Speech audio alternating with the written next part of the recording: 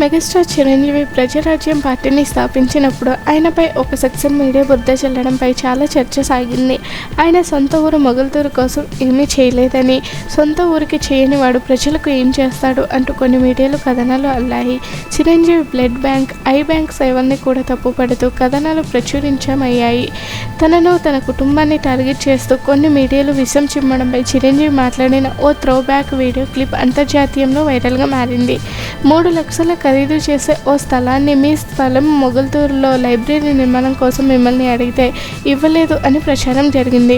Prajarajyam party పైన అప్పట్లో ఇది కొత్త ప్రభావం చూపించింది.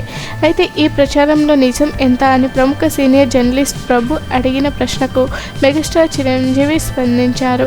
ఈ త్రోబ్యాక్ వీడియో క్లిప్ ఇప్పుడు మళ్ళీ అంతర్జాతీయంలో వైరల్గా మారుతుంది. ఇలాంటి వాటికి సమాధానం ఇవ్వడం నాకు అదోలా ఉంటుంది. ఒకరు ఎదుటి వారిపై బురద జల్లడానికి ఎంతకైనా దిగజారుతారు. నిజానికి ఆ స్థలం కానీ ఆ ఇల్లు కానీ నాది కాదు, మా మామయ్య గారిది. నేను అక్కడే చదువుకునేందుకు ఒక అతిథిగా వెళ్ళాను.